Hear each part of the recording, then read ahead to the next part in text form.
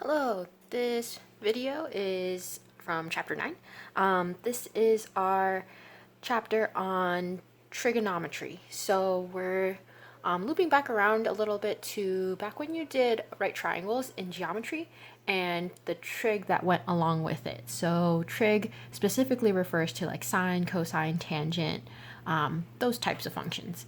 So before we go on, I wanted to remind you of some things that you learned in geometry that you might have forgotten. Specifically, the special right triangles. So remember, there were two special right triangles. There was the 30, 60, 90 triangle, because it had angles of 30, 60, and 90. And then the 45, 45, 90 triangle, because 45, 45, and 90. And hopefully you remember that in the 45, 45, 90 triangle, it was special because when these two angles are the same, that means the sides across from them or opposite those angles are also the same. So technically this is an isosceles triangle. So this side and this side are exactly the same length.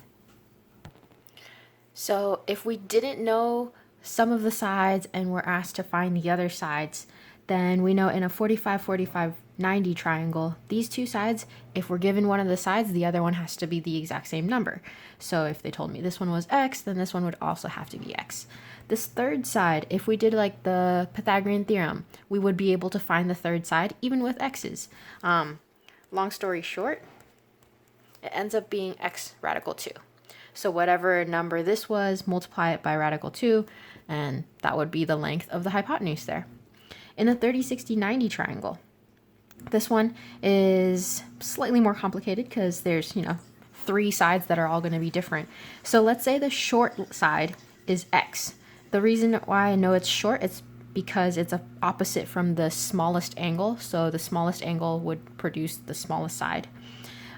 This leg here, I call it the long leg because it's the second longest side of the triangle because it's across from the 60 degrees, which is the second largest angle in this triangle. But 90 degrees is the biggest, so that's why the hypotenuse is the longest side of the triangle.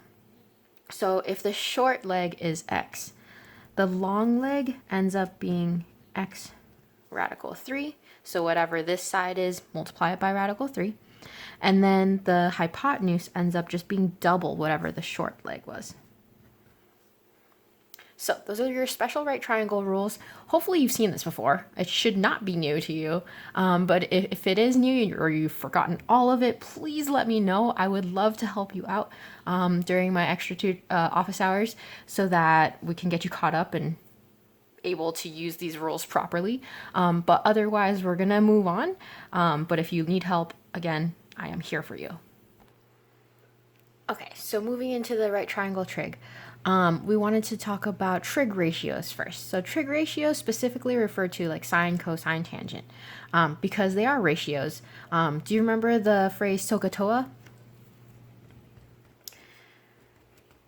So SOHCAHTOA was really just a way for you guys to remember what sides sine went with, what sides cosine went with, and what sides tangent went with. So the way we're gonna write it, now that you're, in Algebra 2 and everything, is with this symbol here. This is read as theta. It's kind of like using an x when we use variables. It just stands for a variable specifically talking about angles in a triangle. So in this right triangle, if we had theta here or something, we're just saying like, that's the angle I don't know. So if we're finding sine of theta, this is how we read it, sine of theta. From SOHCAHTOA, you know that sine is just found by taking the length of the opposite side and divide it by the hypotenuse. So this is assuming you know all the sides that are in your triangle. Cosine of theta would be found by taking the adjacent side and dividing it by the hypotenuse. And the tangent of theta would be found by taking the opposite side, dividing it by the adjacent side. So these are why it's called ratios, because, they're fractions. So ratios. Okay, these next three trig ratios are probably newer to you. You may not have seen these before, but we have these three. So this is a CSC, SEC, COT. They're read as cosecant, secant, and cotangent. And their ratios are basically the flipped version of sine, cosine, and tangent. So cosecant is the flipped version of sine, so it'll be hypotenuse over opposite. Cosine goes with secant, so it's hypotenuse over adjacent. And cotangent goes with tangent. So this would be adjacent over opposite instead of opposite over adjacent. So the easiest one to remember is tangent and cotangent go together. Obviously the same words, and so it's easy to remember. The other ones, not quite as easy. So the way I remember it is opposite letters. So sine always goes with, it starts with an S, so it's going to go with the one that starts with a C, cosecant. Cosine starts with a C, so you're flipping it, you're doing the opposite, so starts with an S for the one that goes with it, so secant. That's how I remember it. Okay, so let's start with an example. I want you to find the 6 trig ratios, so we're basically finding all of this, all the fractions of our trig ratios, using this triangle. So here I'm giving you a right triangle with a 30-degree angle given, and then the hypotenuse length is 4. So seeing that 30-degree angle should tell you this is going to be a 30, 60, 90 triangle. They don't give you the 60, but obviously if in a triangle all the angles have to add up to 180, then this would be 90, this would be 30, this would have to be 60. So this is a 30, 60, 90 triangle. So in order to find all our different sides, we need to know our right triangle rules. So since this is the 30, 60, 90 triangle, it would follow this pattern here. The hypotenuse is supposed to be double the short leg. And here I'm given the hypotenuse has a length of 4, so that means the short leg has to be half of that. So my short leg should then be 2. Okay, then my long leg is supposed to be the short leg times square root of 3. So short leg times the square root of 3 would be 2 radical 3. Okay, so we have all the sides now, so now we can start finding our 6 trig ratios.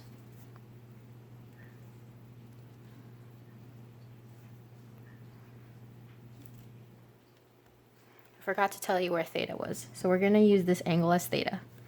So sine of theta, cosine theta, tangent.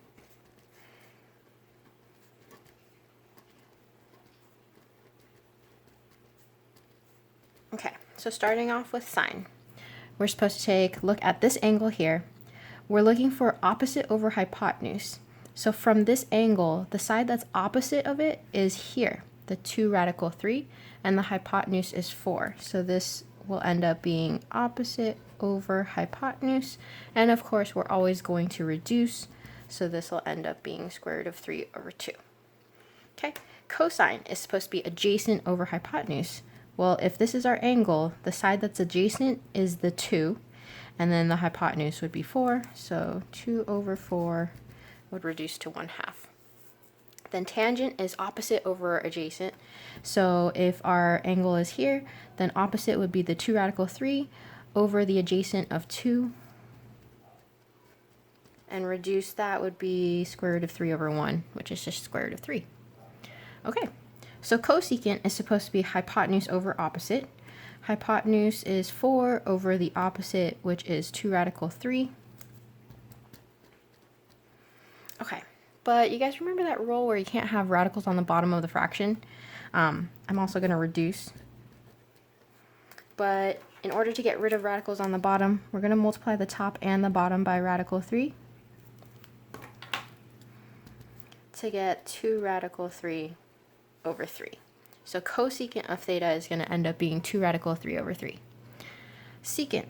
So hopefully by now you've remembered that secant is just the flipped of cosine. And cosecant was just the flip of this, so really I didn't even need to start out with this step. But if secant is the flipped version of cosine, 1 over 2 if I flip it is just 2 over 1, which is just 2. That makes things easier.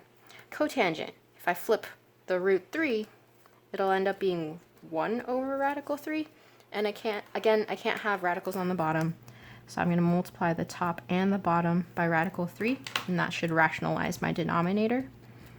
And that'll give me radical 3 over 3. So there's my 6 trig ratios. I got this one, this one, this one, this one, this one, this one. Okay, for my next example, I'm going to do something similar, but this time for this triangle, I'm going to give you that theta is this angle here, but I don't give you the other angle, so you don't know if this is a special right triangle, and if you don't know, then you can't assume. But I do give you 2 of the sides, so I'm going to tell you this one is 2, this one is 3, we just don't know the hypotenuse. Well, if we don't know that it's a special right triangle, then I can't really figure out the third side, except, you guys remember Pythagorean theorem? Hello.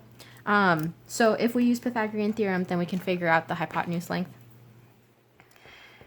So Pythagorean theorem, these are right triangles, so we're allowed to use Pythagorean theorem.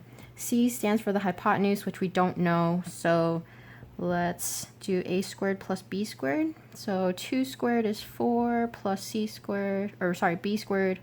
3 squared would be 9. So c squared equals 13. So c would have to be the square root of 13. Okay, so there's our hypotenuse. Well, now that we have all 3 sides, we can figure out our trig ratios. All right, so if this is our angle that we're focusing on and sine is opposite over hypotenuse, opposite would be 2, hypotenuse would be 2 root 13.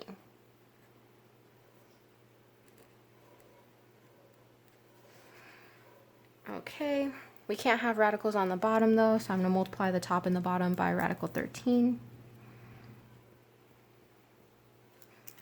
And then that'll give me 2 radical 13 over 13. Okay, we would continue. Cosine would be adjacent over hypotenuse. Adjacent should be 3 over radical 13. Multiplying the top and bottom by radical 13 will get me 3 root 13 over 13. Tangent is opposite over adjacent, so opposite would be 2, adjacent would be 3. Okay, cosecant, we would just flip whatever we had. One thing though, if I flip sine, I'm going to end up with radicals on the bottom again, but I'm going to show you this little trick. If I just take what I started with and flipped it, because that is what I'm doing, then I don't have radicals on the bottom, and this just makes things so much easier. So cosecant would just be the flipped of sine without the whole rationalizing the denominator thing, so it just ends up being root 13 over 2. I'm going to do the same thing with cosine so that I can find secant. And then cotangent would just flip tangent, which would be 3 over 2. Cool. Okay, for my next couple examples, I'm actually going to do pretty much the same thing again, except this time just slight differences to the triangles. But as you can see, I've set up for 2 different triangles now, and I want you to just notice some patterns here. So first, let's deal with our first triangle. We have a 45, 45, 90 triangle. So again, this is a special right triangle. And if you notice, I didn't write down theta, so I'm specifically looking for sine, cosine, tangent, everything of 45 degrees. Okay, so if this is a special right triangle, then my hypotenuse usually has the rule that it's the leg times square root of 2 in order to equal that. So I need to figure out what the 2 legs are going to be, even though I know the 2 legs are supposed to be equal. Well, if I know it's supposed to be x times radical 2, then I can just set my hypotenuse equal to that and solve for x. So if I divide both sides by radical 2, I end up with x equals 16 over radical 2. But getting rid of my radical on the bottom, I'm going to end up with 16 root 2 over 2, which is 8 radical 2. Okay, so now I know my 2 sides are supposed to be 8 radical 2. Okay, then go ahead and pause here, find all the sine, cosine, tangent, the 6 trig ratios. And then, similarly, do the same thing for the other triangle. I want you to notice some patterns. So I'll just start you off with the first triangle. If we're looking for sine of 45 degrees is here. Opposite over hypotenuse would be 8 radical 2 over hypotenuse of 16. And that would reduce to root 2 over 2. Do that for the rest of the trig ratios. Okay, did you pause the video? Did you do it all? Here are the answers. But hopefully you noticed that no matter what length the triangle has, for an angle of 45 degrees, the 6 trig ratios are going to equal the same thing every time. So that's kind of neat because they're just ratios, right? So they're just fractions, and no matter what the side lengths are, when you reduce them, they end up being the same fraction. So sine of 45 degrees is always radical 2 over 2. Cosine of 45 degrees also happens to be radical 2 over 2. Tangent of 45 degrees is always going to be 1. Cotangent of 45 degrees is always going to be 1. Secant of 45 degrees is always going to be radical 2. Cosecant of 45 degrees is always going to be radical 2. So no matter what size the triangle is, the trig ratios for a specific angle will always be the same number. Okay, the last part of this section that I want to talk about is called solve the right triangle. So solve the right triangle just means they're going to give you a triangle and they want you to figure out all the different angles, all the different side lengths in the triangle. So that's what solving it means. So for example, here is my triangle. This is triangle ABC. So angles are always shown with capital letters, and then side lengths would always be shown with lowercase letters. And it's usually the case where whatever, like angle A, across from it is going to be the lowercase a because that's the angle that affects that side. So angle B across from it would be side length B, and so on. Okay, so in this problem, they're giving us that angle A is 30 degrees, B, side length B, is 8. So given this angle, we should know that this is going to be a special right triangle. It's a 30, 60, 90 triangle, which means since B is 90 degrees, they've given us that, then angle C would have to be 60 degrees because all of our angles have to add up to 180. So that was easy. Okay, we got all the angles. Now we just need the side lengths. Well, if our hypotenuse is 8, that should be easy to figure out our other two lengths because this is a special right triangle. So if the hypotenuse is 8, that should give me that the short leg should be half of that. So this should be 4.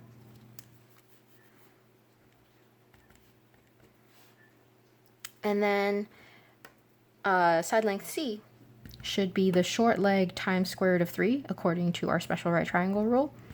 So C would just be 4 radical 3. And there, we've done it. We've solved the right triangle. Okay, my next example, this time I have angle A is given to me as 28 degrees. Oof, that's definitely not a special right triangle. But I know angle C is 90 degrees because it's a right triangle. Then I should easily be able to figure out that angle B is going to have to make all three angles add up to 180. So that should give me 62 degrees. Now to figure out my sides, it's not a special right triangle, so I'm definitely not going to be able to use those special right triangle rules to figure out my other two sides. This is when our trig ratios come in. So sine, cosine, tangent, all of those things. And since we're given that this angle is 28, that was given to us, so let's use that.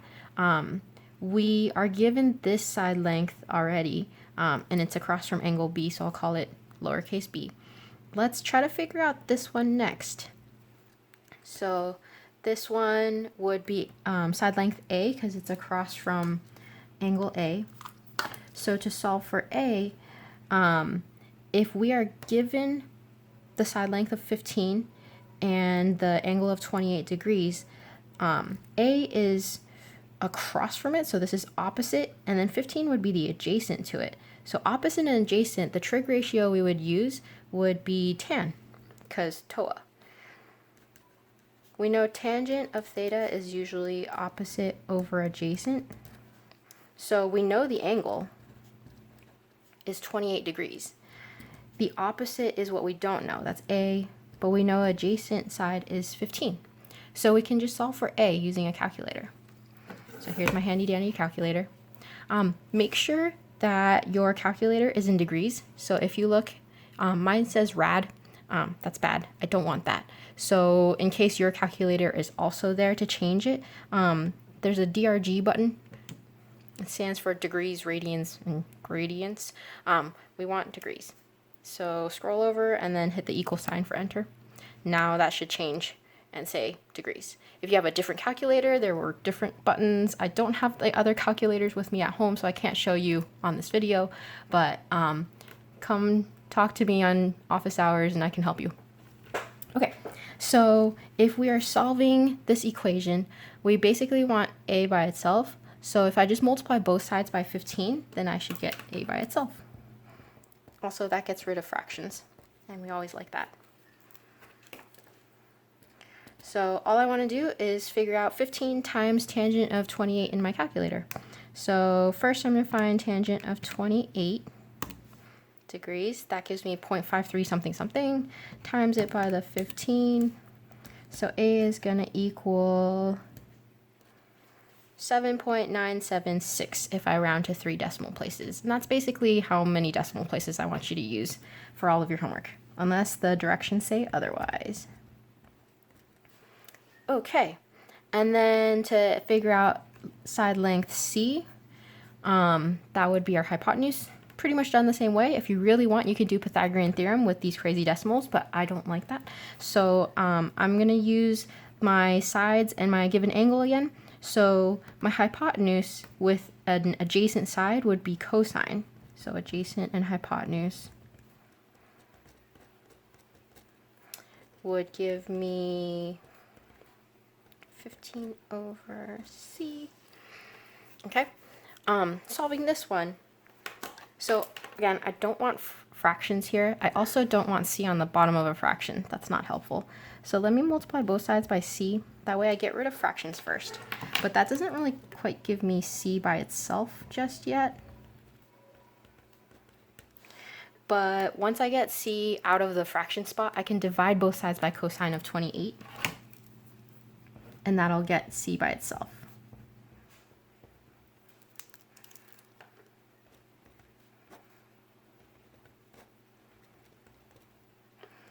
And then doing that in the calculator, I can actually type that all in at the same time. 15 divided by cosine of 28 degrees will give me 16.989.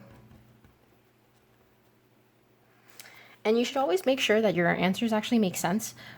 So we said C was the hypotenuse, so that should always be the longest side. And yeah, that kind of makes sense because C is the biggest number. So that's something you want to check and make sure. Okay. That's it for this section. So that's all I want you to be able to do. Complete the assignment, and then we'll move on to the next section.